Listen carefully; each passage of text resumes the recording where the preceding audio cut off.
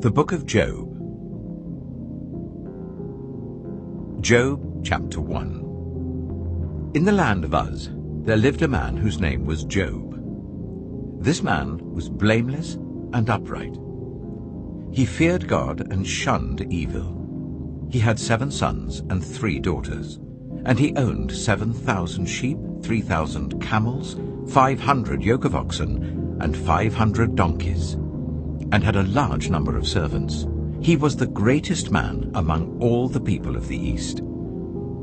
His sons used to hold feasts in their homes on their birthdays, and they would invite their 3 sisters to eat and drink with them. When a period of feasting had run its course, Job would make arrangements for them to be purified. Early in the morning he would sacrifice a burnt offering for each of them, thinking, "Perhaps my children have sinned and cursed God in their hearts." This was Job's regular custom. One day the angels came to present themselves before the Lord, and Satan also came with them. The Lord said to Satan, "Where have you come from?" Satan answered the Lord, "From roaming throughout the earth, going to and fro on it." Then the Lord said to Satan, "Have you considered my servant Job? There is no one on earth like him. He is blameless and upright, a man who fears God and shuns evil." "Does Job fear God for nothing?" Satan replied. "Have you not put a hedge around him and his household and everything he has? You have blessed the work of his hands, so that his flocks and herds are spread throughout the land. But now stretch out your hand and strike everything he has, and he will surely curse you to your face." The Lord said to Satan, "Very well then. Everything he has is in your power. But on the man himself do not lay a finger." Then Satan went out from the presence of the Lord. One day, when Job's sons and daughters were feasting and drinking wine at the eldest brother's house, a messenger came to Job and said, "The oxen were plowing and the donkeys were grazing nearby, and the Sabeans attacked and made off with them. They put the servants to the sword, and I am the only one who has escaped to tell you." While he was still speaking, another messenger came and said, "The fire of God fell from the heavens and burned up the sheep and the servants, and I am the only one who has escaped to tell you." While he was still speaking, another messenger came and said, "The Chaldeans formed 3 raiding parties and swept down on your camels and made off with them. They put the servants to the sword, and I am the only one who has escaped to tell you." While he was still speaking, yet another messenger came and said, "Your sons and daughters were feasting and drinking wine at the eldest brother's house, when suddenly a mighty wind swept in from the desert and struck the 4 corners of the house. It collapsed on them, and they are dead. And I am the only one who has escaped to tell you." At this, Job got up and tore his robe and shaved his head. Then he fell to the ground in worship and said, "Naked I came from my mother's womb, and naked I shall depart. The Lord gave, and the Lord has taken away. May the name of the Lord be praised." In all this, Job did not sin by charging God with wrongdoing. Job chapter 2. On another day the angels came to present themselves before the Lord, and Satan also came with them to present himself before him. And the Lord said to Satan, "Where have you come from?" Satan answered the Lord, "From roaming throughout the earth, going to and fro on it." Then the Lord said to Satan, "Have you considered my servant Job? There is no one on earth like him. He is blameless and upright, a man who fears God and shuns evil. And he still maintains his integrity, though you incited me against him to ruin him without any reason." "Skin for skin," Satan replied. "A man will give all he has for his own life. But now stretch out your hand and strike his flesh and bones, and he will surely curse you to your face." The Lord said to Satan, "Very well then, he is in your hands. but you must spare his life." So Satan went out from the presence of the Lord and afflicted Job with painful sores from the soles of his feet to the crown of his head. Then Job took a piece of broken pottery and scraped himself with it as he sat among the ashes. His wife said to him, "Are you still maintaining your integrity? Curse God and die." He replied, "You are talking like a foolish woman. Shall we accept good from God and not trouble?" In all this, Job did not sin in what he said. When Job's 3 friends, Eliphaz the Temanite, Bildad the Shuhite, and Zophar the Naamathite, heard about all the troubles that had come upon him, they set out from their homes and met together by agreement to go and sympathize with him and comfort him. When they saw him from a distance, they could hardly recognize him. They began to weep aloud, and they tore their robes and sprinkled dust on their heads. Then they sat on the ground with him for 7 days and 7 nights. No one said a word to him, because they saw how great his suffering was. Job chapter 3. After this, Job opened his mouth and cursed the day of his birth. He said, "May the day of my birth perish, and the night that said a boy is conceived. That day, may it turn to darkness. May God above not care about it. May no light shine on it. May gloom and utter darkness claim it once more. May a cloud settle over it. May blackness overwhelm it. That night, may thick darkness seize it. May it not be included among the days of the year, nor be entered in any of the months. May that night be barren. May no shout of joy be heard in it. May those who curse days curse that day. Those who are ready to rouse Leviathan, may its morning stars become dark. May it wait for daylight in vain and not see the first rays of dawn. For it did not shut the doors of the womb on me, to hide trouble from my eyes. Why did I not perish at birth and die as I came from the womb? Why were there knees to receive me and breasts that I might be nursed? For now I would be lying down in peace. I would be asleep and at rest with kings and rulers of the earth who built for themselves places now lying in ruins, with princes who had gold, who filled their houses with silver. Or why was I not hidden away in the ground like a stillborn child, like an infant who never saw the light of day? There the wicked cease from turmoil, and there the weary are at rest. Captives also enjoy their ease. They no longer hear the slave drivers shout. The small and the great are there, and the slaves are freed from their owners. Why is light given to those in misery, and life to the bitter of soul, to those who long for death that does not come, who search for it more than for hidden treasure, who are filled with gladness and rejoice when they reach the grave? Why is life given to a man whose way is hidden, whom God has hedged in? For sighing has become my daily food, my groans pour out like water.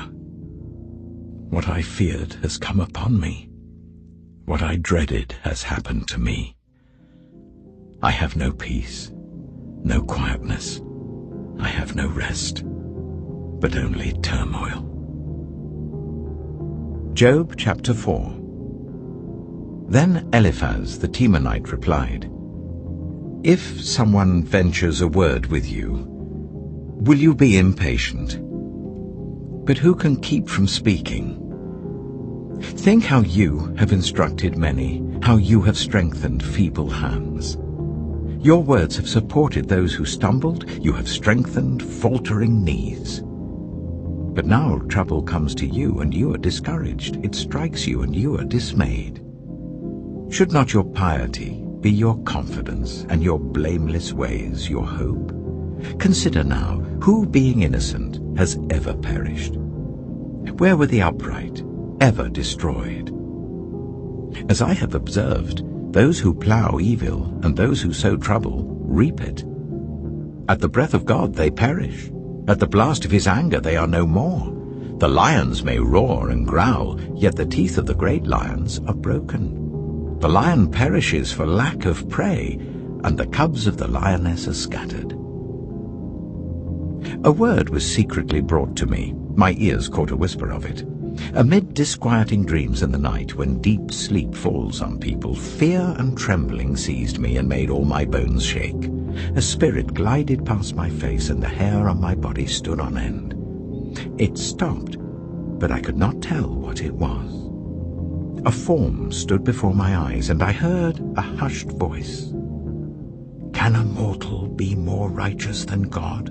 Can even a strong man be more pure than his Maker? If God places no trust in his servants, if he charges his angels with error, how much more those who live in houses of clay, whose foundations are in the dust, who are crushed more readily than a moth. Between dawn and dusk they are broken to pieces, unnoticed they perish forever. Are not the cords of their tent pulled up, so that they die without wisdom? Job chapter 5. Call if you will, but who will answer you? To which of the holy ones will you turn? Resentment kills a fool, and envy slays the simple. I myself have seen a fool taking root, but suddenly his house was cursed. His children are far from safety, crushed in court without a defender. The hungry consume his harvest, taking it even from among thorns, and the thirsty pant after his wealth. For hardship does not spring from the soil, nor does trouble sprout from the ground. Yet man is born to trouble, as surely as sparks fly upwards. But if I were you, I would appeal to God. I would lay my cause before him. He performs wonders that cannot be fathomed, miracles that cannot be counted. He provides rain for the earth. He sends water on the countryside. The lowly he sets on high, and those who mourn are lifted to safety. He thwarts the plans of the crafty, so that their hands achieve no success. He catches the wise in their craftiness, and the schemes of the wily are swept away. Darkness comes upon them in the daytime. At noon they grope as in the night. He saves the needy from the sword in their mouth. He saves them from the clutches of the powerful. So the poor have hope, and injustice shuts its mouth. Blessed is the one whom God corrects. So do not despise the discipline of the Almighty. For he wounds, but he also binds up. He injures, but his hands also heal. From 6 calamities he will rescue you, in 7 no harm will touch you. In famine he will deliver you from death, and in battle from the stroke of the sword. You will be protected from the lash of the tongue, and need not fear when destruction comes. You will laugh at destruction and famine, and need not fear the wild animals. For you will have a covenant with the stones of the field, and the wild animals will be at peace with you. You will know that your tent is secure. You will take stock of your property and find nothing missing. You will know that your children will be many, and your descendants like the grass of the earth. You will come to the grave in full vigor, like sheaves gathered in season. We have examined this, and it is true. So hear it and apply it to yourself. Job chapter 6. Then Job replied, If only my anguish could be weighed, and all my misery be placed on the scales. It would surely outweigh the sand of the seas. No wonder my words have been impetuous. The arrows of the Almighty are in me. My spirit drinks in their poison. God's terrors are marshaled against me. Does a wild donkey bray when it has grass, or an ox bellow when it has fodder? Is tasteless food eaten without salt, or is there flavor in the sap of the mallow? I refuse to touch it. Such food makes me ill. Oh, that I might have my request, that God would grant what I hope for, that God would be willing to crush me, to let loose his hand and cut off my life. Then I would still have this consolation, my joy in unrelenting pain, that I had not denied the words of the Holy One. What strength do I have that I should still hope? What prospects that I should be patient? Do I have the strength of stone? Is my flesh bronze?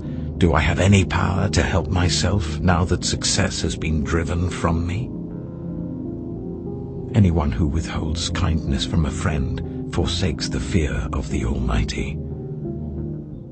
But my brothers are as undependable as intermittent streams, as the streams that overflow when darkened by thawing ice and swollen with melting snow, but that stop flowing in the dry season and in the heat vanish from their channels. Caravans turn aside from their routes. They go off into the wasteland and perish. The caravans of Tema look for water. The traveling merchants of Sheba look in hope. They are distressed because they had been confident. They arrive there only to be disappointed. Now you too have proved to be of no help. You see something dreadful and are afraid.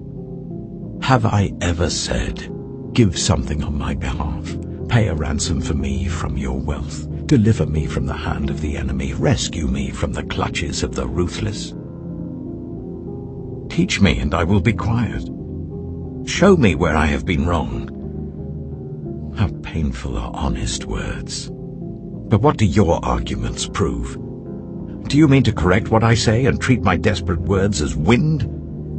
You would even cast lots for the fatherless and barter away your friend.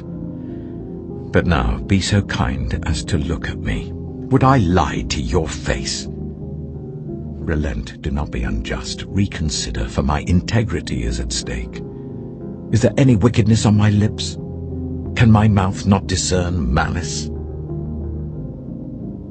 Job chapter 7. Do not mortals have hard service on earth? Are not their days like those of hired laborers? Like a slave longing for the evening shadows, or a hired laborer waiting to be paid, so I have been allotted months of futility, and nights of misery have been assigned to me. When I lie down, I think, how long before I get up? The night drags on, and I toss and turn until dawn. My body is clothed with worms and scabs.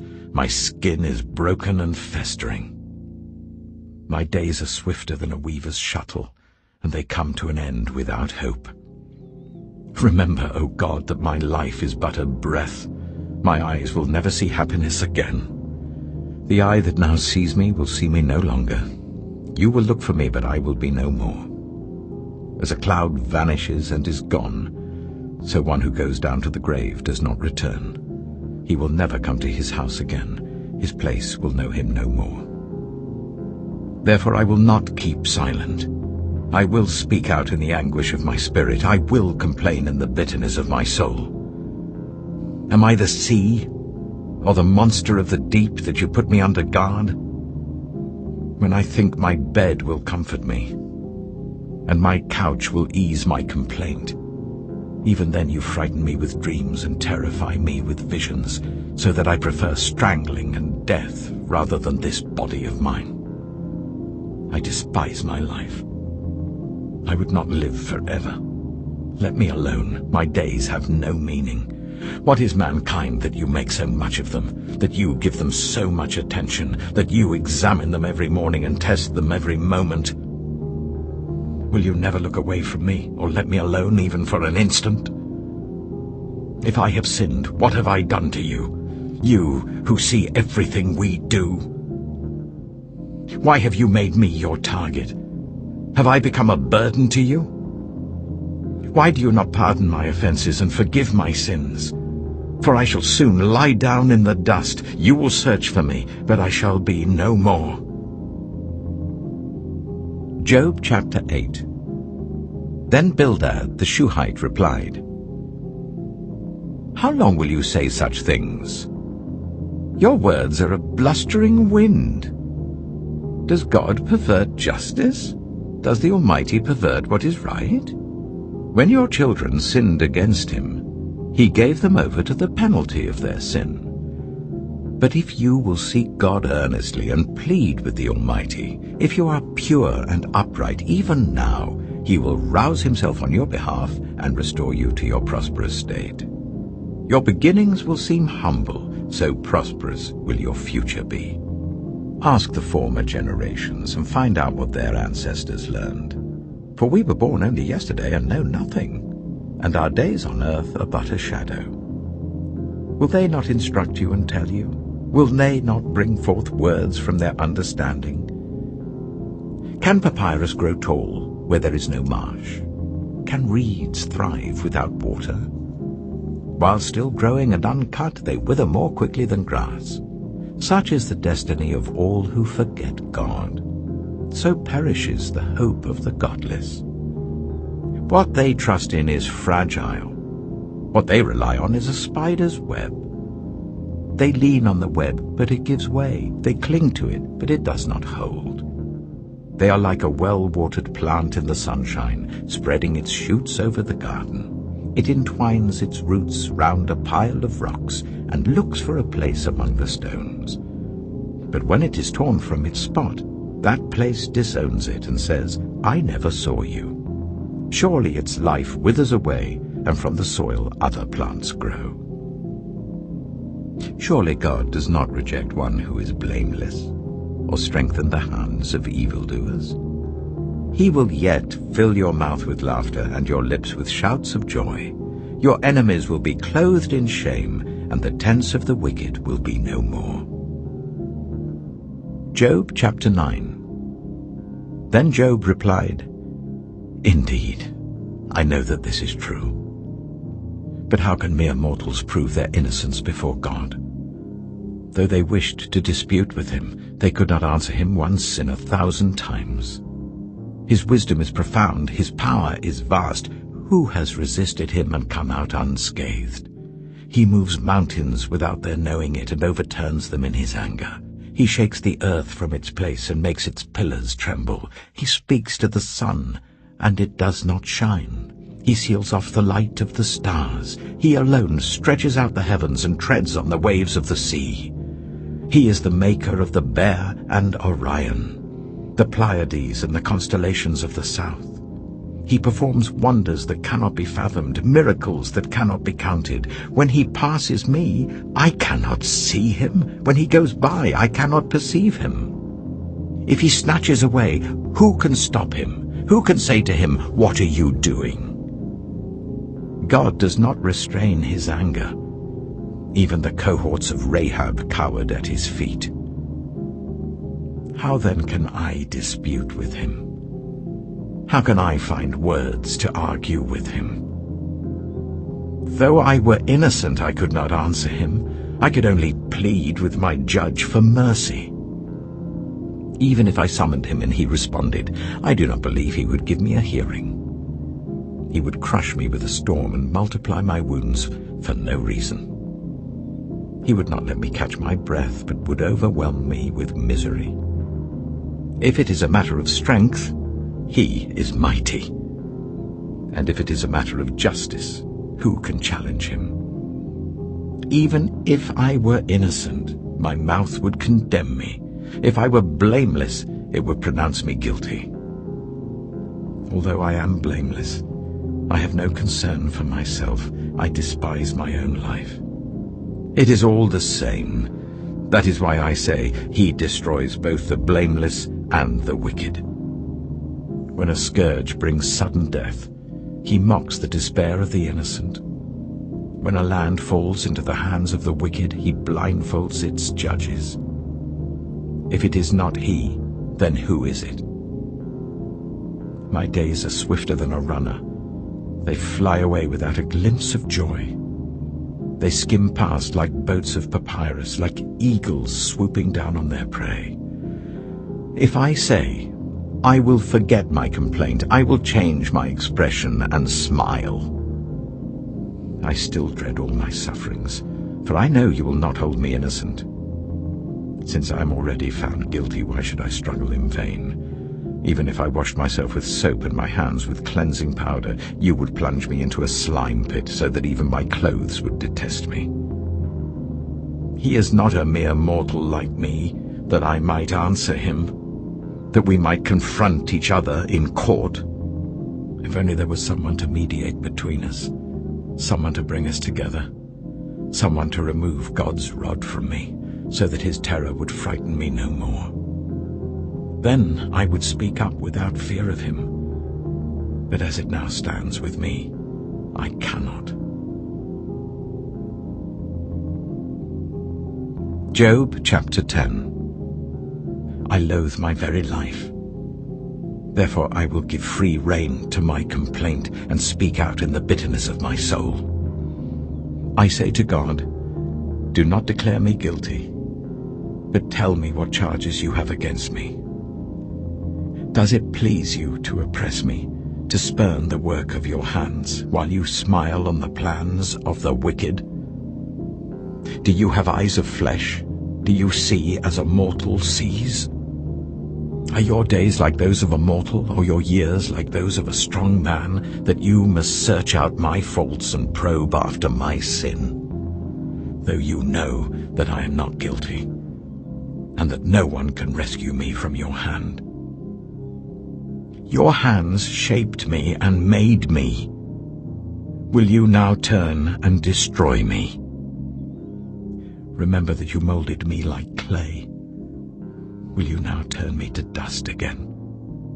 Did you not pour me out like milk and curdle me like cheese, clothe me with skin and flesh and knit me together with bones and sinews?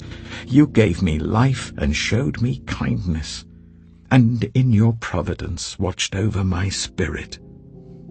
But this is what you concealed in your heart, and I know that this was in your mind. If I sinned, you would be watching me, and would not let my offense go unpunished. If I am guilty, woe to me. Even if I am innocent, I cannot lift up my head, for I am full of shame and drowned in my affliction. If I hold my head high, you stalk me like a lion, and again display your awesome power against me. You bring new witnesses against me and increase your anger towards me. Your forces come against me, wave upon wave. Why then did you bring me out of the womb? I wish I had died before any eye saw me. If only I had never come into being, or had been carried straight from the womb to the grave. Are not my few days almost over? Turn away from me so that I can have a moment's joy before I go to the place of no return, to the land of gloom and utter darkness, to the land of deepest night, of utter darkness and disorder, where even the light is like darkness. Job chapter 11. Then Zophar the Naamathite replied, Are all these words to go unanswered? Is this talker to be vindicated? Will your idle talk reduce others to silence? Will no one rebuke you when you mock? You say to God, My beliefs are flawless, and I am pure in your sight. Oh, how I wish that God would speak, that he would open his lips against you and disclose to you the secrets of wisdom, for true wisdom has two sides. Know this, God has even forgotten some of your sin. Can you fathom the mysteries of God? Can you probe the limits of the Almighty? They are higher than the heavens above. What can you do? They are deeper than the depths below. What can you know? Their measure is longer than the earth and wider than the sea. If he comes along and confines you in prison and convenes a court, who can oppose him? Surely he recognizes deceivers, and when he sees evil, does he not take note? But the witless can no more become wise than a wild donkey's colt can be born human.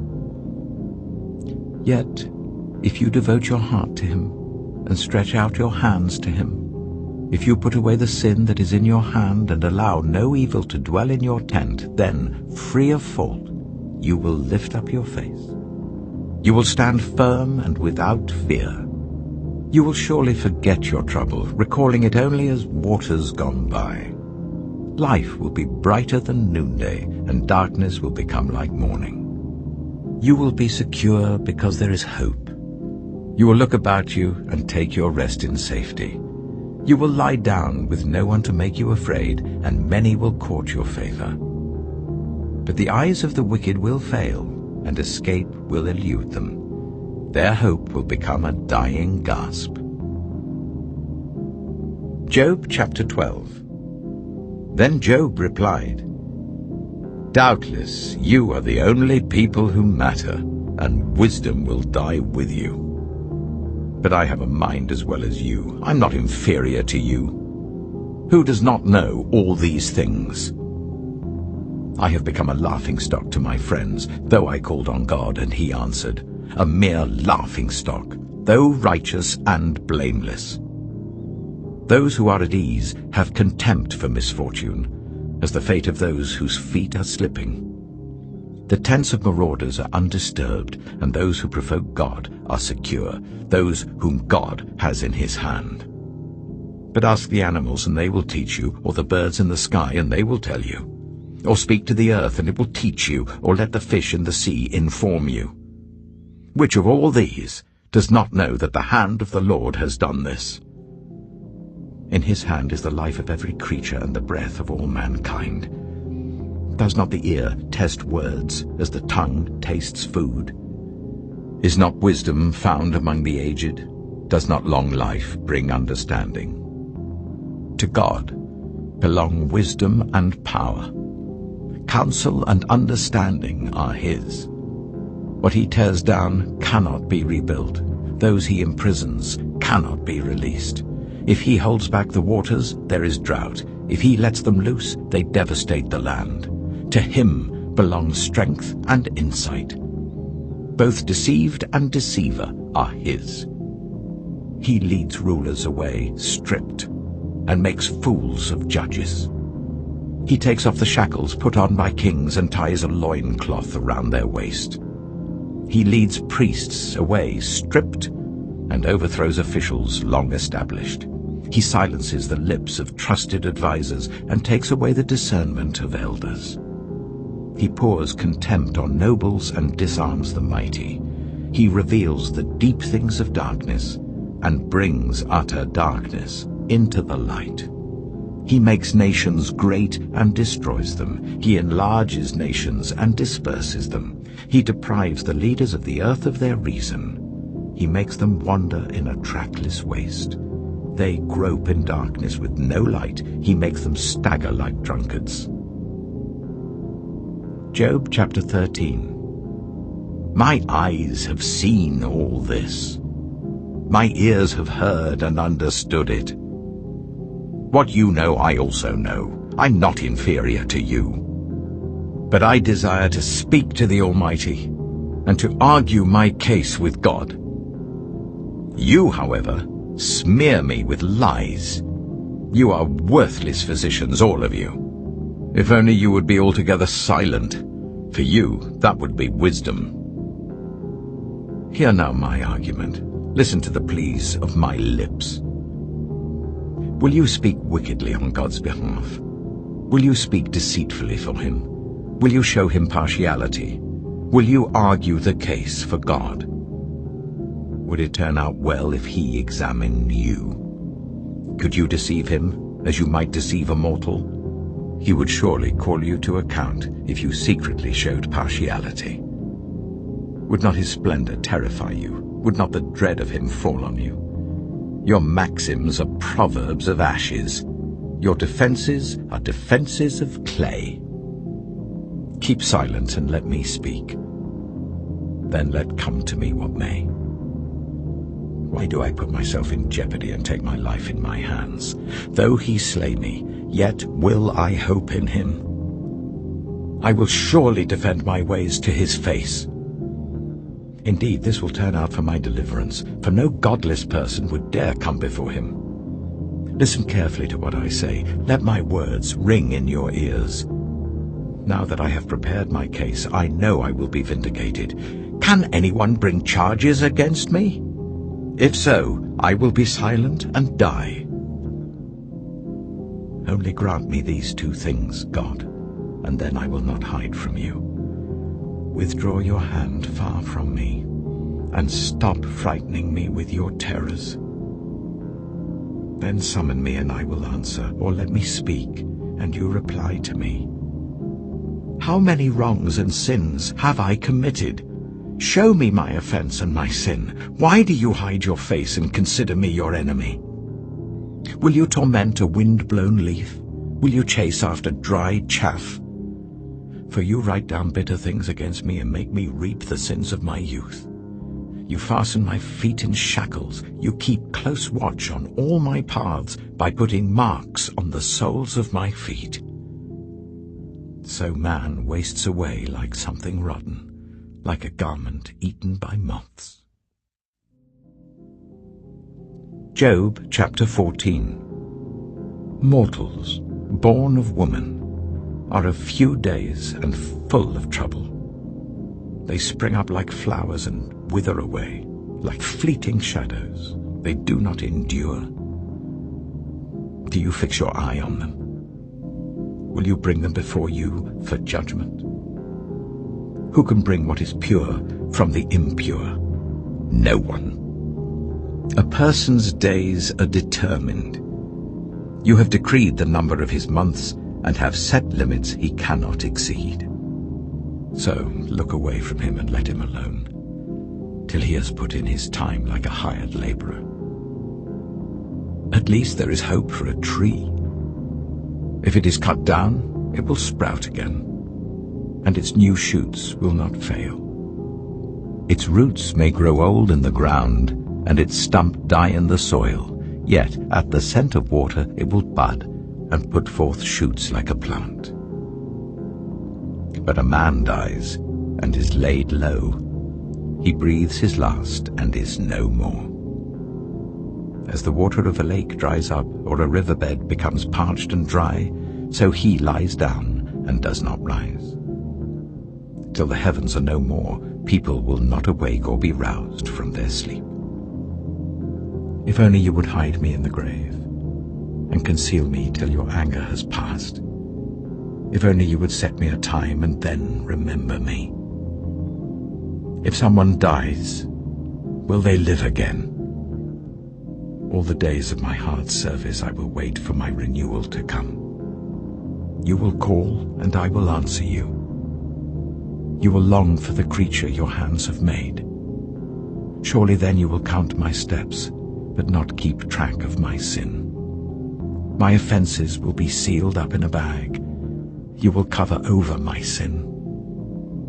But as a mountain erodes and crumbles, and as a rock is moved from its place, as water wears away stones and torrents wash away the soil, so you destroy a person's hope. You overpower them once for all, and they are gone. You change their countenance and send them away. If their children are honored, they do not know it. If their children are brought low, they do not see it. They feel but the pain of their own bodies and mourn only for themselves. Job chapter 15. Then Eliphaz the Temanite replied, Would a wise person answer with empty notions, or fill their belly with the hot east wind? Would they argue with useless words, with speeches that have no value? But you even undermine piety and hinder devotion to God. Your sin prompts your mouth. You adopt the tongue of the crafty. Your own mouth condemns you, not mine. Your own lips testify against you. Are you the first man ever born? Were you brought forth before the hills? Do you listen in on God's counsel? Do you have a monopoly on wisdom? What do you know that we do not know? What insights do you have that we do not have? The grey-haired and the aged are on our side, men even older than your father. Are God's consolations not enough for you, words spoken gently to you? Why has your heart carried you away, and why do your eyes flash, so that you vent your rage against God and pour out such words from your mouth? What are mortals, that they could be pure? Or those born of woman, that they could be righteous? If God places no trust in his holy ones, if even the heavens are not pure in his eyes, how much less mortals who are vile and corrupt, who drink up evil like water? Listen to me, and I will explain to you. Let me tell you what I have seen, what the wise have declared, hiding nothing received from their ancestors, to whom alone the land was given when no foreigners moved among them. All his days the wicked man suffers torment, the ruthless man, through all the years stored up for him.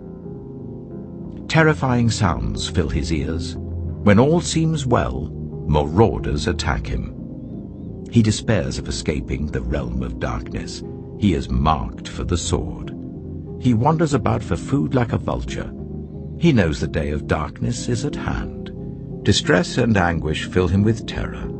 Troubles overwhelm him, like a king poised to attack, because he shakes his fist at God and vaunts himself against the Almighty, defiantly charging against him with a thick, strong shield. Though his face is covered with fat, and his waist bulges with flesh, he will inhabit ruined towns and houses where no one lives, houses crumbling to rubble. He will no longer be rich, and his wealth will not endure, nor will his possessions spread over the land. He will not escape the darkness. A flame will wither his shoots, and the breath of God's mouth will carry him away. Let him not deceive himself by trusting what is worthless, for he will get nothing in return. Before his time he will wither, and his branches will not flourish. He will be like a vine stripped of its unripe grapes, like an olive tree shedding its blossoms.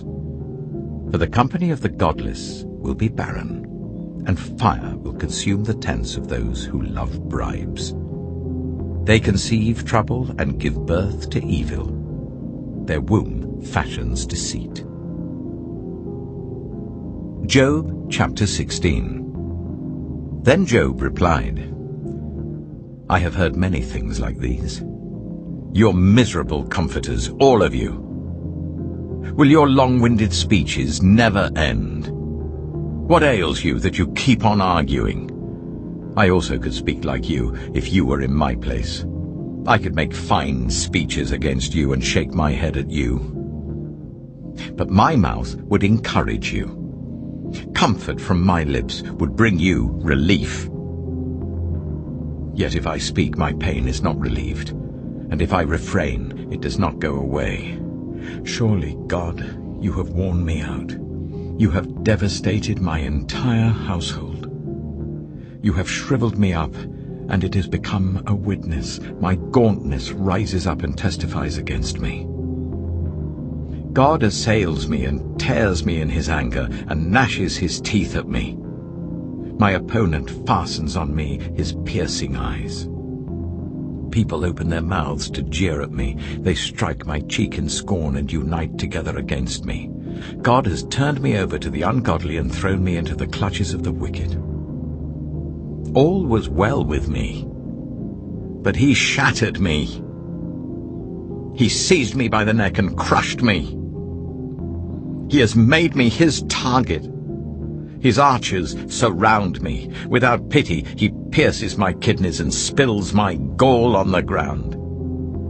Again and again he bursts upon me. He rushes at me like a warrior. I have sewed sackcloth over my skin and buried my brow in the dust. My face is red with weeping. Dark shadows ring my eyes. Yet my hands have been free of violence, and my prayer is pure. Earth, do not cover my blood. May my cry never be laid to rest. Even now my witness is in heaven, my advocate is on high. My intercessor is my friend, as my eyes pour out tears to God. On behalf of a man, he pleads with God as one pleads for a friend. Only a few years will pass before I take the path of no return. Job chapter 17. My spirit is broken, my days are cut short, the grave awaits me. Surely mockers surround me. My eyes must dwell on their hostility. Give me, O God, the pledge you demand. Who else will put up security for me? You have closed their minds to understanding, therefore you will not let them triumph. If anyone denounces their friends for reward, the eyes of their children will fail. God has made me a byword to everyone, a man in whose face people spit. My eyes have grown dim with grief. My whole frame is but a shadow. The upright are appalled at this. The innocent are aroused against the ungodly. Nevertheless, the righteous will hold to their ways, and those with clean hands will grow stronger. But come on, all of you. Try again. I will not find a wise man among you. My days have passed, my plans are shattered. Yet the desires of my heart turn night into day. In the face of the darkness, light is near. If the only home I hope for is the grave, if I spread out my bed in the realm of darkness, if I say to corruption, you are my father, and to the worm, my mother, or my sister, where then is my hope? Who can see any hope for me? Will it go down to the gates of death? Will we descend together into the dust? Job chapter 18. Then Bildad the Shuhite replied, When will you end these speeches? Be sensible, and then we can talk. Why are we regarded as cattle and considered stupid in your sight, you who tear yourself to pieces in your anger? Is the earth to be abandoned for your sake, or must the rocks be moved from their place? The lamp of a wicked man is snuffed out, the flame of his fire stops burning. The light in his tent becomes dark, the lamp beside him goes out. The vigor of his step is weakened, his own schemes throw him down. His feet thrust him into a net. He wanders into its mesh. A trap seizes him by the heel, a snare holds him fast. A noose is hidden for him on the ground, a trap lies in his path. Terrors startle him on every side and dog his every step. Calamity is hungry for him. Disaster is ready for him when he falls. It eats away parts of his skin. Death's firstborn devours his limbs. He is torn from the security of his tent and marched off to the king of terrors. Fire resides in his tent. Burning sulfur is scattered over his dwelling. His roots dry up below, and his branches wither above. The memory of him perishes from the earth. He has no name in the land. He is driven from light into the realm of darkness and is banished from the world. He has no offspring or descendants among his people, no survivor where once he lived. People of the west are appalled at his fate. Those of the east are seized with horror. Surely such is the dwelling of an evil man. Such is the place of one who does not know God. Job chapter 19. Then Job replied, How long will you torment me and crush me with words? 10 times now you have reproached me. Shamelessly you attack me. If it is true that I have gone astray, my error remains my concern alone. If indeed you would exalt yourselves above me and use my humiliation against me, then know that God has wronged me and drawn his net around me. Though I cry, violence, I get no response. Though I call for help, there is no justice. He has blocked my way so that I cannot pass. He has shrouded my paths in darkness. He has stripped me of my honor and removed the crown from my head. He tears me down on every side till I am gone. He uproots my hope like a tree. His anger burns against me. He counts me among his enemies. His troops advance in force. They build a siege ramp against me and encamp around my tent. He has alienated my family from me. My acquaintances are completely estranged from me. My relatives have gone away. My closest friends have forgotten me. My guests and my female servants count me a foreigner. They look upon me as a stranger. I summon my servant, but he does not answer, though I beg him with my own mouth. My breath is offensive to my wife. I'm loathsome to my own family. Even the little boys scorn me. When I appear, they ridicule me. All my intimate friends detest me. Those I love have turned against me. I am nothing but skin and bones. I have escaped only by the skin of my teeth. Have pity on me, my friends. Have pity, for the hand of God has struck me. Why do you pursue me as God does? Will you never get enough of my flesh? Oh, that my words were recorded, that they were written on a scroll, that they were inscribed with an iron tool on lead or engraved in rock forever.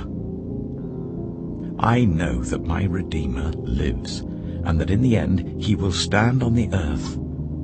And after my skin has been destroyed, yet in my flesh I will see God. I myself will see him with my own eyes, I and not another. How my heart yearns within me. If you say, "How we will hound him, since the root of the trouble lies in him," you should fear the sword yourselves. For wrath will bring punishment by the sword, and then you will know that there is judgment. Job chapter 20. Then Zophar the Naamathite replied, "My troubled thoughts prompt me to answer because I am greatly disturbed. I hear a rebuke that dishonors me, and my understanding inspires me to reply. Surely you know how it has been from old, ever since mankind was placed on the earth, that the mirth of the wicked is brief, the joy of the godless lasts but a moment. Though the pride of the godless person reaches to the heavens and his head touches the clouds, he will perish forever, like his own dung. Those who have seen him will say, 'Where is he?' Like a dream he flies away, no more to be found, banished like a vision of the night. The eye that saw him will not see him again. His place will look on him no more. His children must make amends to the poor, his own hands must give back his wealth. The youthful vigor that fills his bones will lie with him in the dust. Though evil is sweet in his mouth and he hides it under his tongue, though he cannot bear to let it go and lets it linger in his mouth, yet his food will turn sour in his stomach. It will become the venom of serpents within him. He will spit out the riches he swallowed. God will make his stomach vomit them up. He will suck the poison of serpents. The fangs of an adder will kill him. He will not enjoy the streams, the rivers flowing with honey and cream. What he toiled for, he must give back uneaten. He will not enjoy the profit from his trading. For he has oppressed the poor and left them destitute. He has seized houses he did not build. Surely he will have no respite from his craving. He cannot save himself by his treasure. Nothing is left for him to devour. His prosperity will not endure. In the midst of his plenty, distress will overtake him. The full force of misery will come upon him. When he has filled his belly, God will vent his burning anger against him and rain down his blows on him. Though he flees from an iron weapon, a bronze-tipped arrow pierces him. He pulls it out of his back, the gleaming point out of his liver. Terrors will come over him. Total darkness lies in wait for his treasures. A fire unfanned will consume him and devour what is left in his tent. The heavens will expose his guilt. The earth will rise up against him. A flood will carry off his house, rushing waters on the day of God's wrath. Such is the fate God allots the wicked, the heritage appointed for them by God. Job chapter 21. Then Job replied, "Listen carefully to my words. Let this be the consolation you give me. Bear with me while I speak, and after I have spoken, mock on. Is my complaint directed to a human being? Why should I not be impatient? Look at me and be appalled. Clap your hand over your mouth. When I think about this, I'm terrified. Trembling seizes my body. Why do the wicked live on, growing old and increasing in power? They see their children established around them, their offspring before their eyes. Their homes are safe and free from fear. The rod of God is not on them. Their bulls never fail to breed. Their cows calve and do not miscarry. They send forth their children as a flock. Their little ones dance about. They sing to the music of tambourine and lyre. They make merry to the sound of the pipe.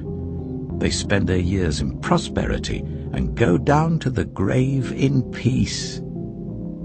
Yet they say to God, "Leave us alone. We have no desire to know your ways. Who is the Almighty that we should serve him? What would we gain by praying to him?"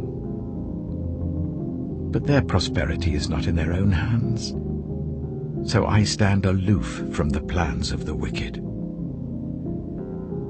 Yet how often is the lamp of the wicked snuffed out? How often does calamity come upon them, the fate God allots in his anger? How often are they like straw before the wind, like chaff swept away by a gale? It is said, God stores up the punishment of the wicked for their children. Let him repay the wicked, so that they themselves will experience it. Let their own eyes see their destruction. Let them drink the cup of the wrath of the Almighty. For what do they care about the families they leave behind when their allotted months come to an end? Can anyone teach knowledge to God, since he judges even the highest? One person dies in full vigor, completely secure and at ease, well-nourished in body, bones rich with marrow. Another dies in bitterness of soul, never having enjoyed anything good. And side by side, they lie in the dust, and worms cover them both. I know full well what you're thinking, the schemes by which you would wrong me. You say, "Where now is the house of the great, the tents where the wicked lived?" Have you never questioned those who travel? Have you paid no regard to their accounts? That the wicked are spared from the day of calamity, that they are delivered from the day of wrath? Who denounces their conduct to their face? Who repays them for what they have done? They are carried to the grave, and watch is kept over their tombs. The soil in the valley is sweet to them. Everyone follows after them, and a countless throng goes before them. So how can you console me with your nonsense? Nothing is left of your answers but falsehood. Job chapter 22. Then Eliphaz the Temanite replied, "Can a man be of benefit to God? Can even a wise person benefit him? What pleasure would it give the Almighty if you were righteous? What would he gain if your ways were blameless? Is it for your piety that he rebukes you and brings charges against you? Is not your wickedness great? Are not your sins endless? You demanded security from your relatives for no reason. You stripped people of their clothing, leaving them naked. You gave no water to the weary, and you withheld food from the hungry, though you were a powerful man owning land, an honored man living on it. And you sent widows away empty-handed and broke the strength of the fatherless. That is why snares are all around you, why sudden peril terrifies you, why it is so dark that you cannot see, and why a flood of water covers you. Is not God in the heights of heaven? And see how lofty are the highest stars. Yet you say, what does God know? Does he judge through such darkness? Thick clouds veil him, so he does not see us as he goes about in the vaulted heavens. Will you keep to the old path that the wicked have trod? They were carried off before their time, their foundations washed away by a flood. They said to God, "Leave us alone. What can the Almighty do to us?" Yet it was he who filled their houses with good things. So I stand aloof from the plans of the wicked. The righteous see their ruin and rejoice. The innocent mock them, saying, "Surely our foes are destroyed, and fire devours their wealth." Submit to God and be at peace with him. In this way prosperity will come to you. Accept instruction from his mouth and lay up his words in your heart. If you return to the Almighty, you will be restored. If you remove wickedness far from your tent and assign your nuggets to the dust, your gold of Ophir to the rocks in the ravines. Then the Almighty will be your gold, the choicest silver for you. Surely then you will find delight in the Almighty and will lift up your face to God. You will pray to him and he will hear you, and you will fulfill your vows. What you decide on will be done, and light will shine on your ways. When people are brought low and you say, "Lift them up," then he will save the downcast. He will deliver even one who is not innocent, who will be delivered through the cleanness of your hands. Job chapter 23. Then Job replied, "Even today my complaint is bitter. His hand is heavy in spite of my groaning. If only I knew where to find him, if only I could go to his dwelling, I would state my case before him and fill my mouth with arguments. I would find out what he would answer me and consider what he would say to me. Would he vigorously oppose me with great power? No. He would not press charges against me. There the upright can establish their innocence before him, and there I would be delivered forever from my judge. But if I go to the east, he is not there. If I go to the west, I do not find him. When he is at work in the north, I do not see him. When he turns to the south, I catch no glimpse of him. But he knows the way that I take. When he has tested me, I shall come forth as gold. My feet have closely followed his steps. I have kept to his way without turning aside. I have not departed from the commands of his lips. I have treasured the words of his mouth more than my daily bread. But he stands alone, and who can oppose him? He does whatever he pleases. He carries out his decree against me, and many such plans he still has in store. That is why I am terrified before him. When I think of all this, I fear him. God has made my heart faint. The Almighty has terrified me. Yet I am not silenced by the darkness, by the thick darkness that covers my face. Job chapter 24. Why does the Almighty not set times for judgment? Why must those who know him look in vain for such days? There are those who move boundary stones. They pasture flocks they have stolen. They drive away the orphan's donkey and take the widow's ox in pledge. They thrust the needy from the path and force all the poor of the land into hiding. Like wild donkeys in the desert, the poor go about their labor of foraging food. The wasteland provides food for their children. They gather fodder in the fields and glean in the vineyards of the wicked. Lacking clothes, they spend the night naked. They have nothing to cover themselves in the cold. They are drenched by mountain rains and hug the rocks for lack of shelter. The fatherless child is snatched from the breast. The infant of the poor is seized for a debt. Lacking clothes, they go about naked. They carry the sheaves but still go hungry. They crush olives among the terraces. They tread the wine presses, yet suffer thirst. The groans of the dying rise from the city, and the souls of the wounded cry out for help. But God charges no one with wrongdoing. There are those who rebel against the light, who do not know its ways or stay in its paths. When daylight is gone, the murderer rises up, kills the poor and needy, and in the night steals forth like a thief. The eye of the adulterer watches for dusk. He thinks, no eye will see me, and he keeps his face concealed.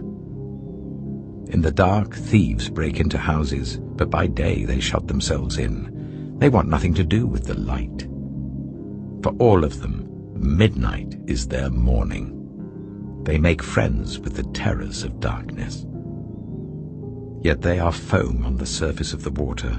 Their portion of the land is cursed, so that no one goes to the vineyards. As heat and drought snatch away the melted snow, so the grave snatches away those who have sinned. The womb forgets them, the worm feasts on them. The wicked are no longer remembered, but are broken like a tree. They prey on the barren and childless woman, and to the widow they show no kindness. But God drags away the mighty by his power. Though they become established, they have no assurance of life.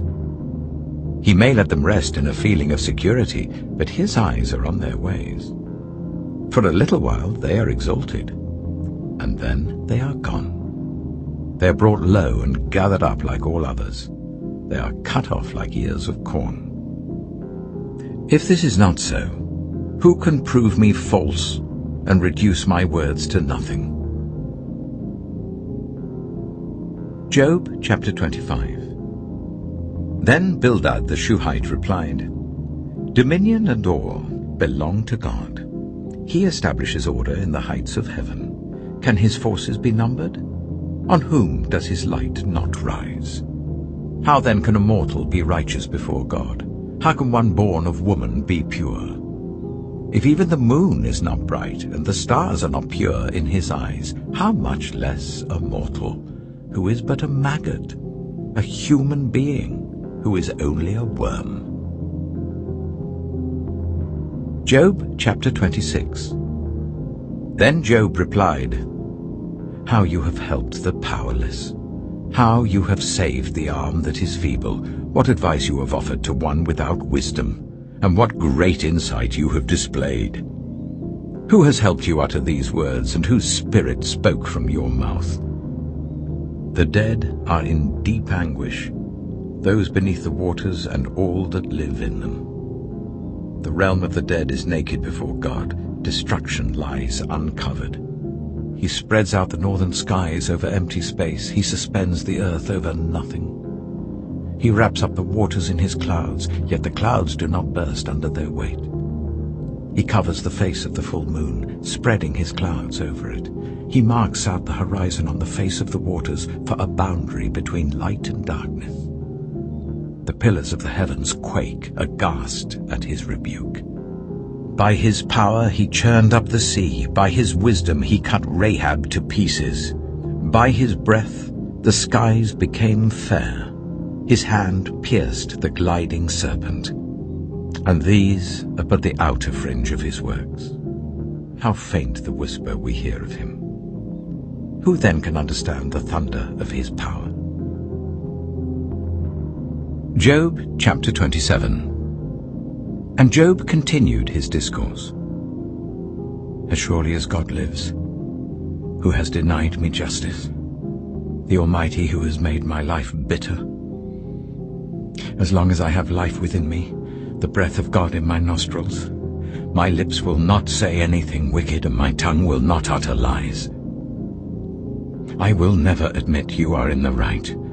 Till I die, I will not deny my integrity. I will maintain my innocence and never let go of it. My conscience will not reproach me as long as I live. May my enemy be like the wicked, my adversary like the unjust. For what hope have the godless when they are cut off, when God takes away their life? Does God listen to their cry when distress comes upon them? Will they find delight in the Almighty? Will they call on God at all times? I will teach you about the power of God. The ways of the Almighty I will not conceal. You have all seen this yourselves. Why then this meaningless talk? Here is the fate God allots to the wicked, the heritage a ruthless man receives from the Almighty. However many his children, their fate is the sword. His offspring will never have enough to eat. The plague will bury those who survive him, and their widows will not weep for them. Though he heaps up silver like dust, and clothes like piles of clay, what he lays up the righteous will wear, and the innocent will divide his silver. The house he builds is like a moth's cocoon, like a hut made by a watchman. He lies down wealthy, but will do so no more. When he opens his eyes, all is gone. Terrors overtake him like a flood. A tempest snatches him away in the night. The east wind carries him off, and he is gone. It sweeps him out of his place. It hurls itself against him without mercy as he flees headlong from its power. It claps its hands in derision and hisses him out of his place. Job chapter 28. There is a mine for silver, and a place where gold is refined. Iron is taken from the earth, and copper is smelted from ore. Mortals put an end to the darkness. They search out the farthest recesses for ore in the blackest darkness. Far from human dwellings they cut a shaft in places untouched by human feet. Far from other people they dangle and sway. The earth from which food comes is transformed below as by fire. Lapis lazuli comes from its rocks, and its dust contains nuggets of gold. No bird of prey knows that hidden path. No falcon's eye has seen it. Proud beasts do not set foot on it, and no lion prowls there. People assault the flinty rock with their hands and lay bare the roots of the mountains. They tunnel through the rock. Their eyes see all its treasures. They search the sources of the rivers and bring hidden things to light. But where can wisdom be found?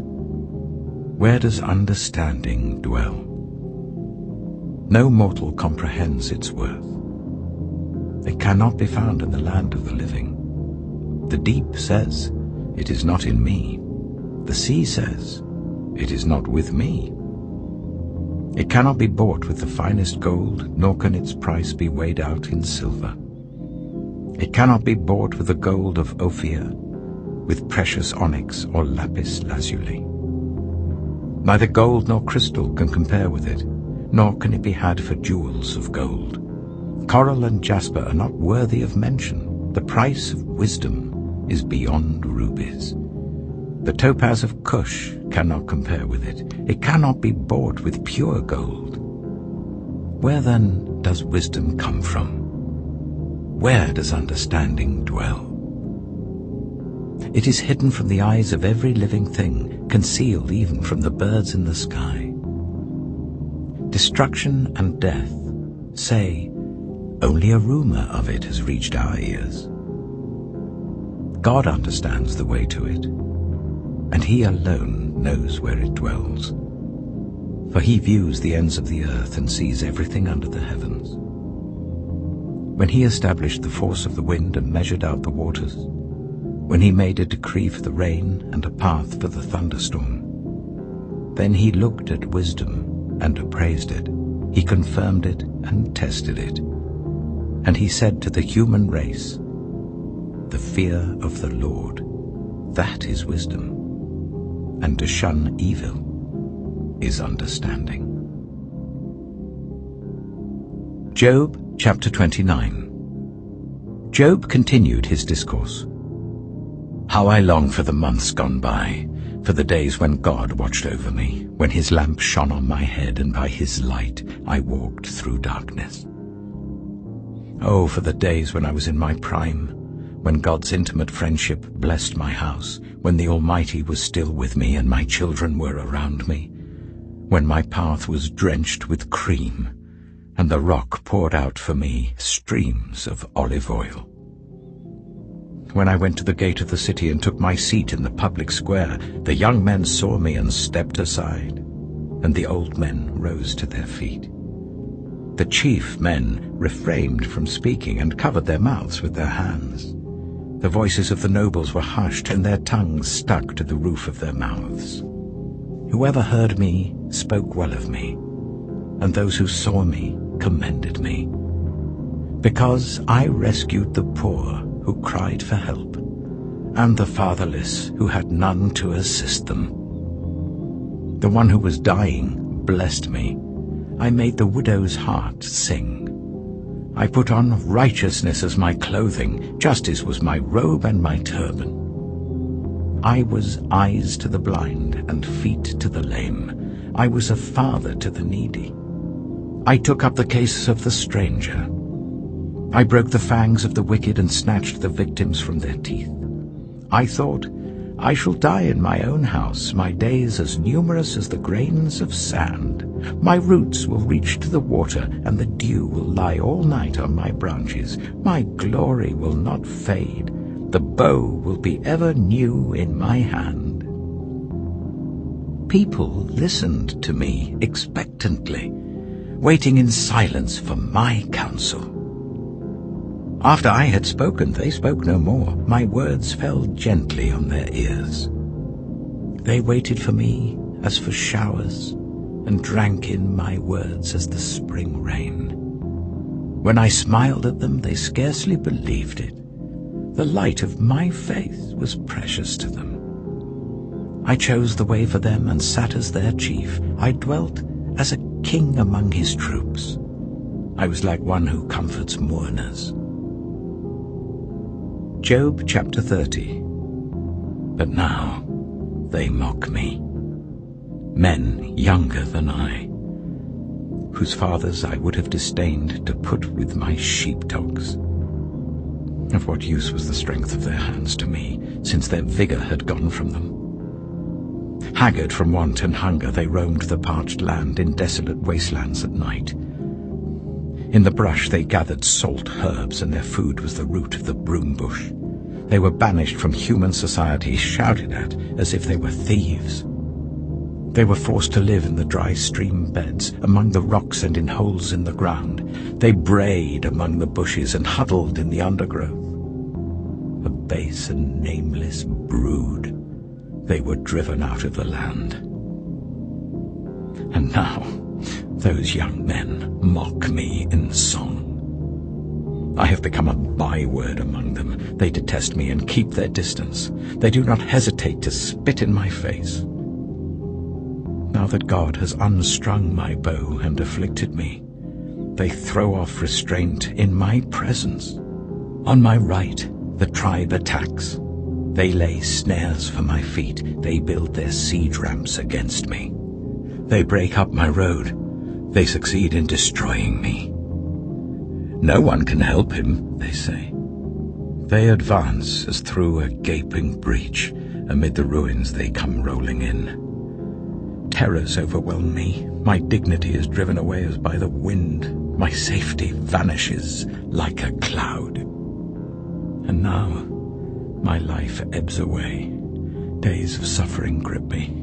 Night pierces my bones. My gnawing pains never rest. In his great power, God becomes like clothing to me. He binds me like the neck of my garment. He throws me into the mud, and I am reduced to dust and ashes. I cry out to you, God, but you do not answer. I stand up, but you merely look at me. You turn on me ruthlessly. With the might of your hand you attack me. You snatch me up and drive me before the wind. You toss me about in the storm.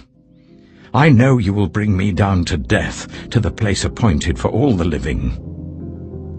Surely no one lays a hand on a broken man when he cries for help in his distress. Have I not wept for those in trouble? Has not my soul grieved for the poor? Yet when I hoped for good, evil came. When I looked for light, then came darkness. The churning inside me never stops. Days of suffering confront me. I go about blackened, but not by the sun. I stand up in the assembly and cry for help. I have become a brother of jackals, a companion of owls. My skin grows black and peels. My body burns with fever. My lyre is tuned to mourning, and my pipe to the sound of wailing. Job chapter 31. I made a covenant with my eyes, not to look lustfully at a young woman. For what is our lot from God above, our heritage from the Almighty on high? Is it not ruin for the wicked, disaster for those who do wrong? Does he not see my ways and count my every step? If I have walked with falsehood, or my foot has hurried after deceit, Let God weigh me in honest scales, and he will know that I am blameless. If my steps have turned from the path, if my heart has been led by my eyes, or if my hands have been defiled, then may others eat what I have sown, and may my crops be uprooted. If my heart has been enticed by a woman, or if I have lurked at my neighbor's door, then may my wife grind another man's grain, and may other men sleep with her. For that would have been wicked, a sin to be judged. It is a fire that burns to destruction. It would have uprooted my harvest. If I have denied justice to any of my servants, whether male or female, when they had a grievance against me, what will I do when God confronts me? What will I answer when called to account? Did not he who made me in the womb make them? Did not the same one form us both within our mothers? If I have denied the desires of the poor, or let the eyes of the widow grow weary, if I have kept my bread to myself, not sharing it with the fatherless, but from my youth I reared them as a father would, and from my birth I guided the widow, if I have seen anyone perishing for lack of clothing, or the needy without garments, and their hearts did not bless me for warming them with the fleece from my sheep, if I have raised my hand against the fatherless, knowing that I had influence in court, then let my arm fall from the shoulder, let it be broken off at the joint. For I dreaded destruction from God, and for fear of his splendor I could not do such things. If I have put my trust in gold, or said to pure gold, "You are my security," if I have rejoiced over my great wealth, the fortune my hands had gained, if I have regarded the sun in its radiance, of the moon moving in splendor, so that my heart was secretly enticed and my hand offered them a kiss of homage, then these also would be sins to be judged, for I would have been unfaithful to God on high. If I have rejoiced at my enemy's misfortune, or gloated over the trouble that came to him, I have not allowed my mouth to sin by invoking a curse against their life. If those of my household have never said, "Who has not been filled with Job's meat?" But no stranger had to spend the night in the street, for my door was always open to the traveler. If I have concealed my sin, as people do, by hiding my guilt in my heart, because I so feared the crowd and so dreaded the contempt of the clans, that I kept silent and would not go outside. Oh, that I had someone to hear me! I sign now my defense. Let the Almighty answer me. Let my accuser put his indictment in writing. Surely I would wear it on my shoulder. I would put it on like a crown. I would give him an account of my every step. I would present it to him as to a ruler. If my land cries out against me, and all its furrows are wet with tears, if I have devoured its yield without payment, or broken the spirit of its tenants, then let briars come up instead of wheat, and stinkweed instead of barley. The words of Job are ended.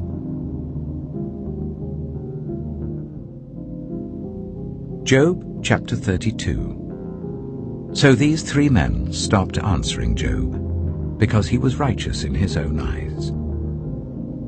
But Elihu, son of Barachel, the Buzite of the family of Ram, became very angry with Job for justifying himself rather than God. He was also angry with the three friends because they had found no way to refute Job, and yet had condemned him. Now Elihu had waited before speaking to Job because they were older than he.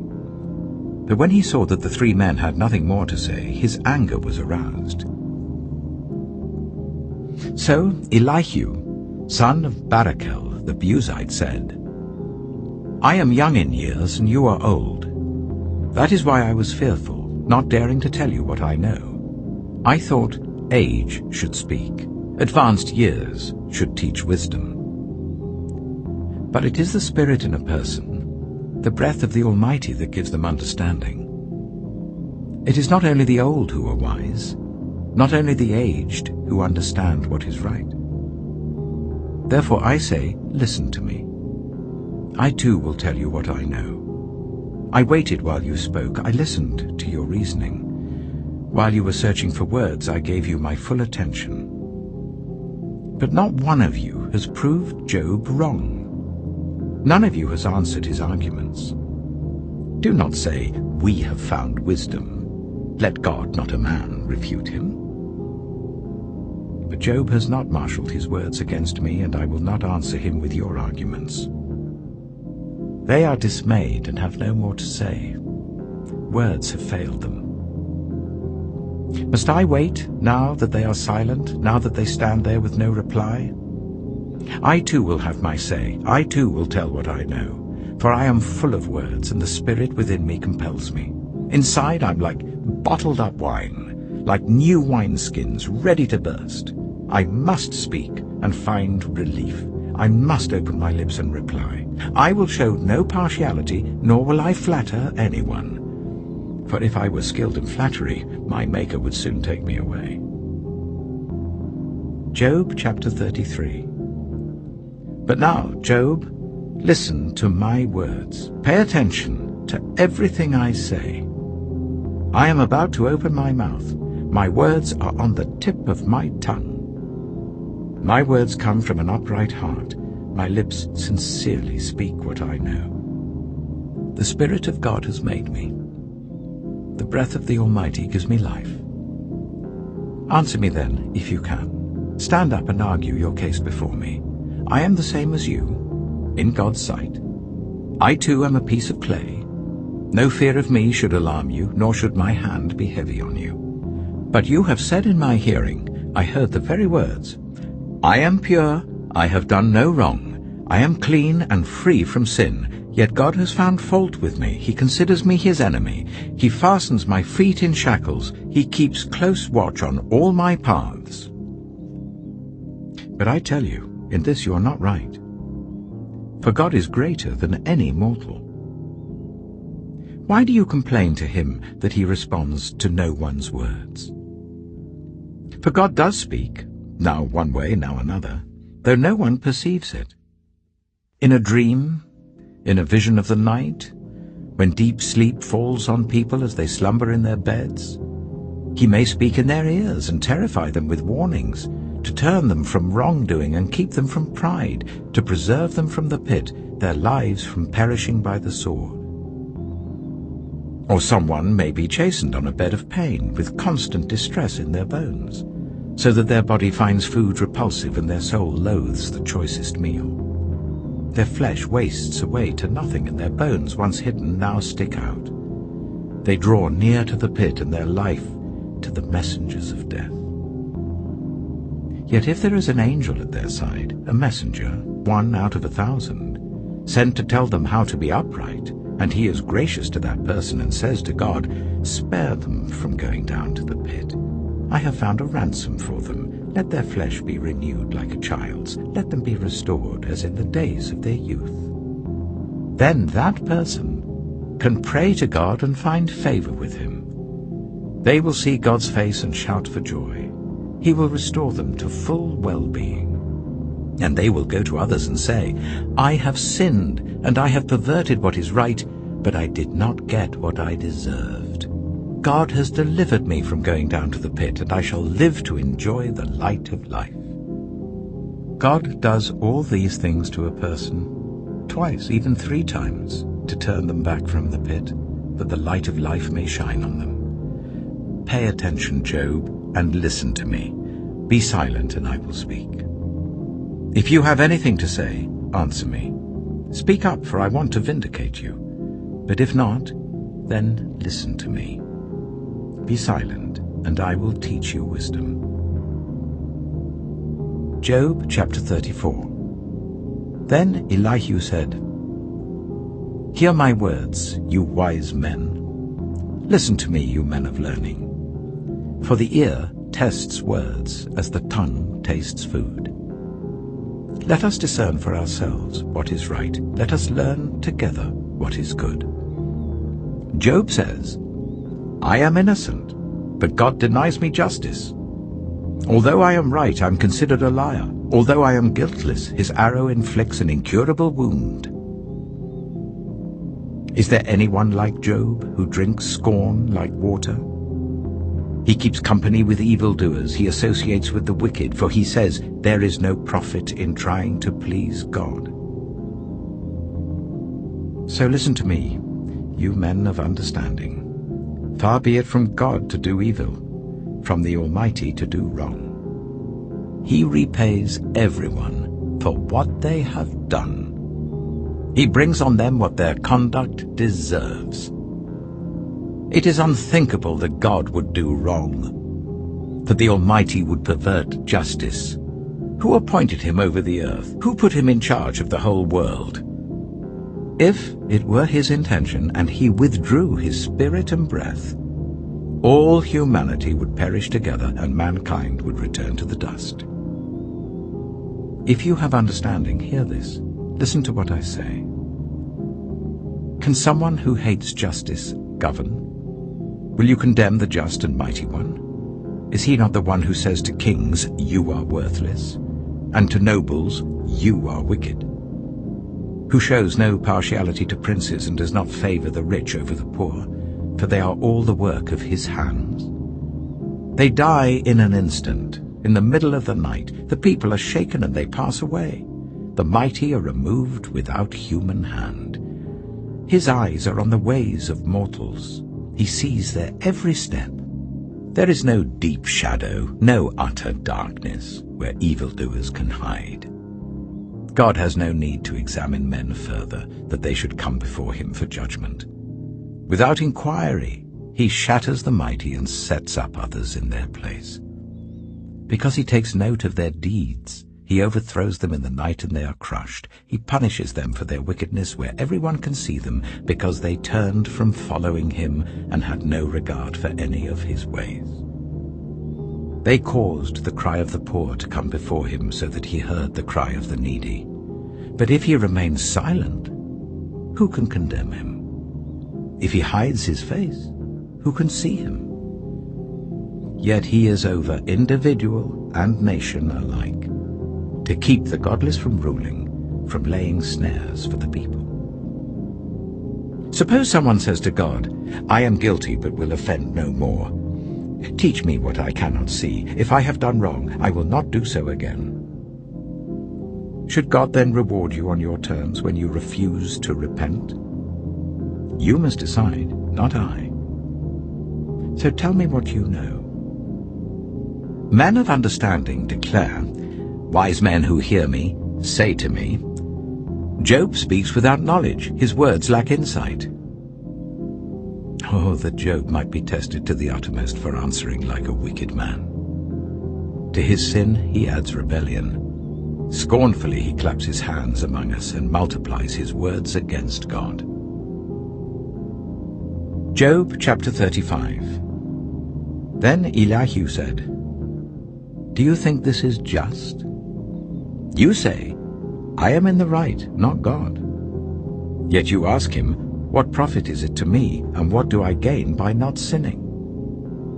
I would like to reply to you, and to your friends with you. Look up at the heavens and see. Gaze at the clouds so high above you. If you sin, how does that affect him? If your sins are many, what does that do to him? If you are righteous, what do you give to him? Or what does he receive from your hand? Your wickedness only affects humans like yourself, and your righteousness only other people. People cry out under a load of oppression. They plead for relief from the arm of the powerful, but no one says, Where is God my Maker, who gives songs in the night, who teaches us more than he teaches the beasts of the earth, and makes us wiser than the birds in the sky? He does not answer when people cry out because of the arrogance of the wicked. Indeed, God does not listen to their empty plea. The Almighty pays no attention to it. How much less, then, will he listen when you say that you do not see him, that your case is before him, and you must wait for him, and further, that his anger never punishes, and he does not take the least notice of wickedness? So Job opens his mouth with empty talk. Without knowledge he multiplies words. Job chapter 36. Elihu continued, "Bear with me a little longer, and I will show you that there is more to be said on God's behalf. I get my knowledge from afar. I will ascribe justice to my Maker. Be assured that my words are not false. One who has perfect knowledge is with you. God is mighty but despises no one. He is mighty and firm in his purpose. He does not keep the wicked alive, but gives the afflicted their rights. He does not take his eyes off the righteous. He enthrones them with kings and exalts them forever. But if people are bound in chains, held fast by cords of affliction, he tells them what they have done, that they have sinned arrogantly. He makes them listen to correction and commands them to repent of their evil. If they obey and serve him, they will spend the rest of their days in prosperity and their years in contentment. But if they do not listen, they will perish by the sword and die without knowledge. The godless in heart harbor resentment. Even when he fetters them, they do not cry for help. They die in their youth among male prostitutes of the shrines. But those who suffer, he delivers in their suffering. He speaks to them in their affliction. He is wooing you from the jaws of distress to a spacious place, free from restriction, to the comfort of your table, laden with choice food. But now you are laden with judgment due to the wicked. Judgment and justice have taken hold of you.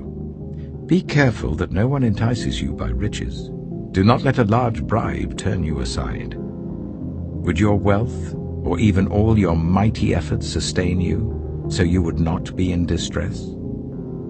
Do not long for the night to drag people away from their homes. Beware of turning to evil, which you seem to prefer to affliction. God is exalted in his power. Who is a teacher like him? Who has prescribed his ways for him, or said to him, "You have done wrong"? Remember to extol his work, which people have praised in song. All humanity has seen it. Mortals gaze on it from afar. How great is God, beyond our understanding.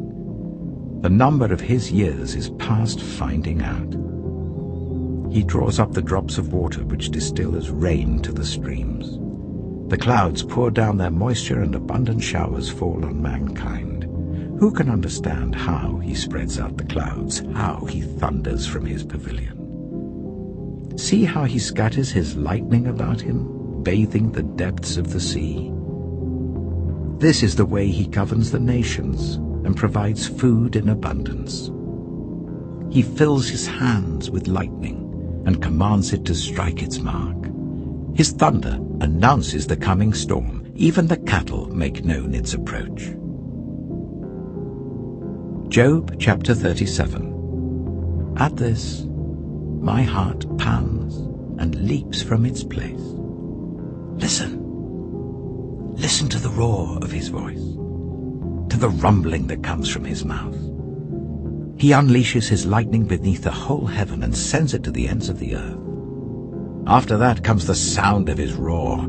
He thunders with his majestic voice. When his voice resounds, he holds nothing back. God's voice thunders in marvelous ways. He does great things beyond our understanding. He says to the snow, "Fall on the earth," and to the rain shower, "Be a mighty downpour," so that everyone he has made may know his work. He stops all people from their labor.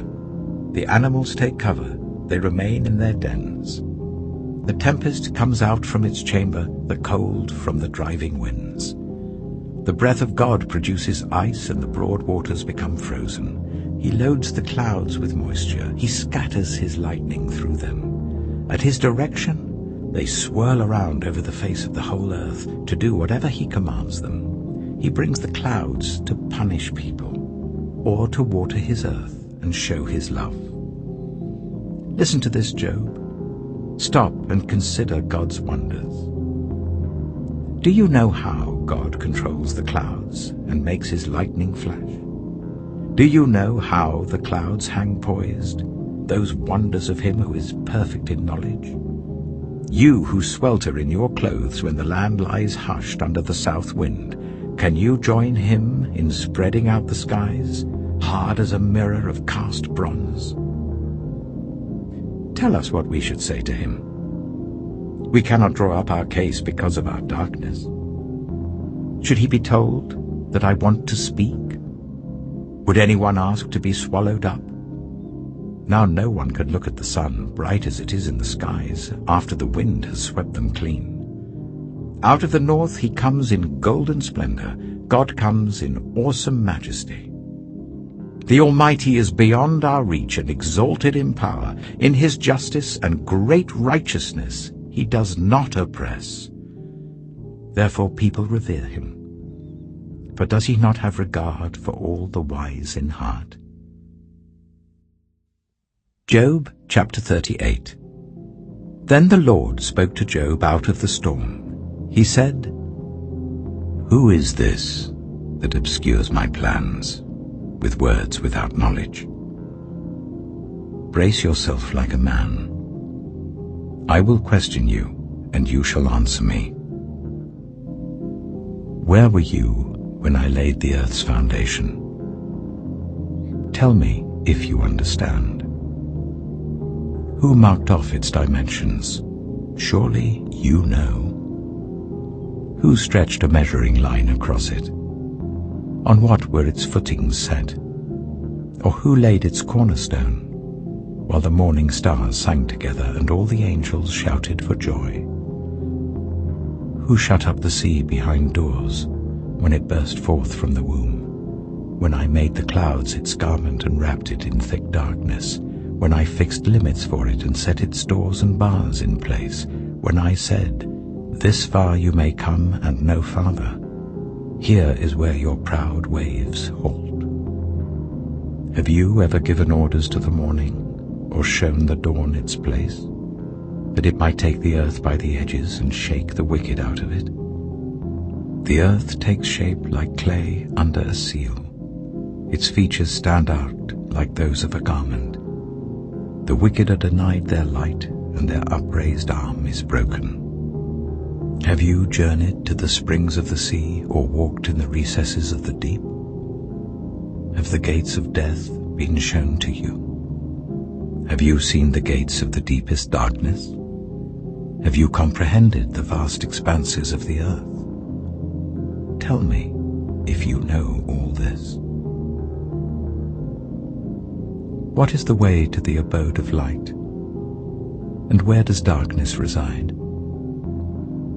Can you take them to their places? Do you know the paths to their dwellings? Surely you know, for you were already born. You have lived so many years. Have you entered the storehouses of the snow, or seen the storehouses of the hail, which I reserve for times of trouble, for days of war and battle? What is the way to the place where the lightning is dispersed, or the place where the east winds are scattered over the earth?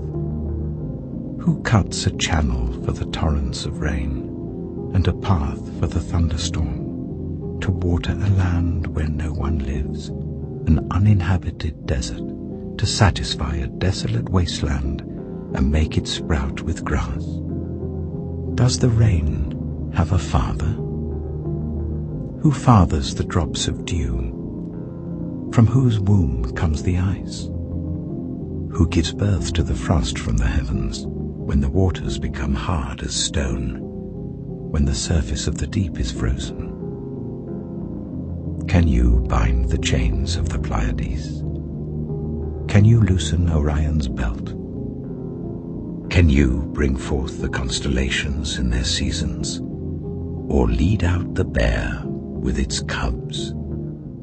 Do you know the laws of the heavens? Can you set up God's dominion over the earth? Can you raise your voice to the clouds and cover yourself with a flood of water? Do you send the lightning bolts on their way? Do they report to you, "Here we are"? Who gives the ibis wisdom, or gives the cockerel understanding? Who has the wisdom to count the clouds, who can tip over the water jars of the heavens when the dust becomes hard and the clods of earth stick together? Do you hunt the prey for the lioness and satisfy the hunger of the lions when they crouch in their dens or lie in wait in a thicket? Who provides food for the raven when its young cry out to God and wander about for lack of food? Job chapter 39. Do you know when the mountain goats give birth? Do you watch when the doe bears her fawn? Do you count the months till they bear? Do you know the time they give birth? They crouch down and bring forth their young. Their labor pains are ended. Their young thrive and grow strong in the wilds. They leave and do not return. Who let the wild donkey go free? Who untied its ropes? I gave it the wasteland as its home, the salt flats as its habitat. It laughs at the commotion in the town. It does not hear a driver's shout. It ranges the hills for its pasture and searches for any green thing. Will the wild ox consent to serve you? Will it stay by your manger at night? Can you hold it to the furrow with a harness? Will it till the valleys behind you? Will you rely on it for its great strength? Will you leave your heavy work to it? Can you trust it to haul in your grain and bring it to your threshing floor? The wings of the ostrich flap joyfully, though they cannot compare with the wings and feathers of the stork. She lays her eggs on the ground and lets them warm in the sand, unmindful that a foot may crush them, that some wild animal may trample them. She treats her young harshly, as if they were not hers. She cares not that her labor was in vain, for God did not endow her with wisdom, or give her a share of good sense. Yet when she spreads her feathers to run, she laughs at horse and rider. Do you give the horse its strength, or clothe its neck with a flowing mane? Do you make it leap like a locust, striking terror with its proud snorting? It paws fiercely, rejoicing in its strength, and charges into the fray. It laughs at fear, afraid of nothing. It does not shy away from the sword. The quiver rattles against its side, along with the flashing spear and lance. In frenzied excitement, it eats up the ground. It cannot stand still when the trumpet sounds. At the blast of the trumpet it snorts, aha! It catches the scent of battle from afar, the shout of commanders and the battle cry.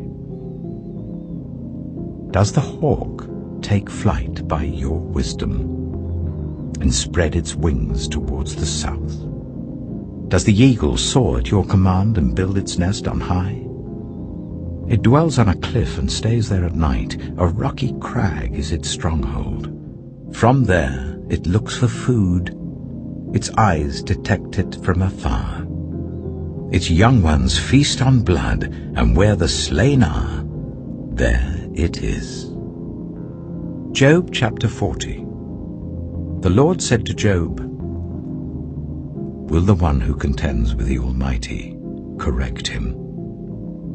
Let him who accuses God answer him. Then Job answered the Lord, I am unworthy. How can I reply to you? I put my hand over my mouth. I spoke once, but I have no answer. Twice, but I will say no more. Then the Lord spoke to Job out of the storm. Brace yourself like a man. I will question you, and you shall answer me. Would you discredit my justice? Would you condemn me to justify yourself? Do you have an arm like God's, and can your voice thunder like his? Then adorn yourself with glory and splendor, and clothe yourself in honor and majesty. Unleash the fury of your wrath. Look at all who are proud and bring them low. Look at all who are proud and humble them. Crush the wicked where they stand. Bury them all in the dust together. Shroud their faces in the grave. Then I myself will admit to you that your own right hand can save you. Look at Behemoth, which I made along with you, and which feeds on grass like an ox. What strength it has in its loins, what power in the muscles of its belly. Its tail sways like a cedar, the sinews of its thighs are close knit. Its bones are tubes of bronze, its limbs like rods of iron. It ranks first among the works of God, yet its maker can approach it with his sword. The hills bring it their produce, and all the wild animals play nearby. Under the lotus plant it lies, hidden among the reeds in the marsh. The lotuses conceal it in their shadow, the poplars by the stream surround it. A raging river does not alarm it. It is secure, though the Jordan should surge against its mouth. Can anyone capture it by the eyes, or trap it and pierce its nose? Job chapter 41. Can you pull in Leviathan with a fishhook, or tie down its tongue with a rope? Can you put a cord through its nose, or pierce its jaw with a hook? Will it keep begging you for mercy? Will it speak to you with gentle words? Will it make an agreement with you for you to take it as your slave for life? Can you make a pet of it like a bird, or put it on a leash for the young women in your house? Will traders barter for it? Will they divide it up among the merchants? Can you fill its hide with harpoons, or its head with fishing spears? If you lay a hand on it, you will remember the struggle and never do it again. Any hope of subduing it is false. The mere sight of it is overpowering. No one is fierce enough to rouse it. Who then is able to stand against me? Who has a claim against me that I must pay? Everything under heaven belongs to me. I will not fail to speak of Leviathan's limbs, its strength and its graceful form. Who can strip off its outer coat? Who can penetrate its double coat of armor? Who dares open the doors of its mouth, ringed about with its fearsome teeth? Its back has rows of shields tightly sealed together. Each is so close to the next that no air can pass between. They are joined fast to one another. They cling together and cannot be parted. Its snorting throws out flashes of light. Its eyes are like the rays of dawn. Flames stream from its mouth. Sparks of fire shoot out. Smoke pours from its nostrils as from a boiling pot over burning reeds. Its breath sets coals ablaze, and flames dart from its mouth. Strength resides in its neck, dismay goes before it. The folds of its flesh are tightly joined. They are firm and immovable. Its chest is hard as rock, hard as a lower millstone. When it rises up, the mighty are terrified. They retreat before its thrashing. The sword that reaches it has no effect, nor does the spear or the dart or the javelin. Iron it treats like straw, and bronze like rotten wood. Arrows do not make it flee. Slingstones are like chaff to it. A club seems to it but a piece of straw. It laughs at the rattling of the lance. Its undersides are jagged potsherds, leaving a trail in the mud like a threshing sledge. It makes the depths churn like a boiling cauldron, and stirs up the sea like a pot of ointment. It leaves a glistening wake behind it. One would think the deep had white hair. Nothing on earth is its equal, a creature without fear. It looks down on all that are haughty. It is king over all that are proud. Job chapter 42. Then Job replied to the Lord, I know that you can do all things. No purpose of yours can be thwarted. You asked, who is this that obscures my plans without knowledge? Surely I spoke of things I did not understand, things too wonderful for me to know. You said, listen now, and I will speak.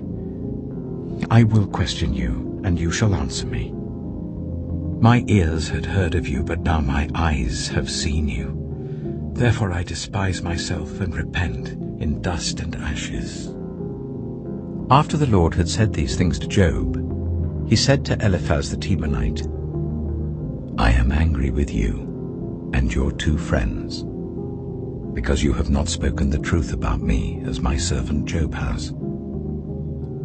So now take 7 bulls and 7 rams, and go to my servant Job and sacrifice a burnt offering for yourselves. My servant Job will pray for you, and I will accept his prayer, and not deal with you according to your folly.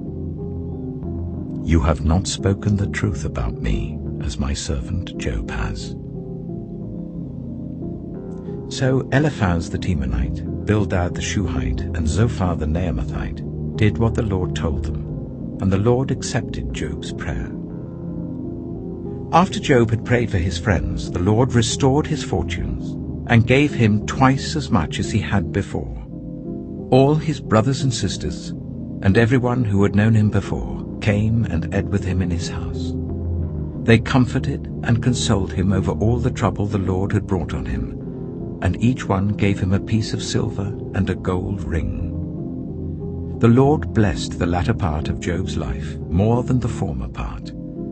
He had 14,000 sheep, 6,000 camels, 1,000 yoke of oxen, and 1,000 donkeys. And he also had 7 sons and 3 daughters. The first daughter he named Jemimah, the second Keziah, and the third Karen-Happuch. Nowhere in all the land were there found women as beautiful as Job's daughters, and their father granted them an inheritance along with their brothers. After this, Job lived 140 years. He saw his children and their children to the 4th generation. And so Job died, an old man and full of years.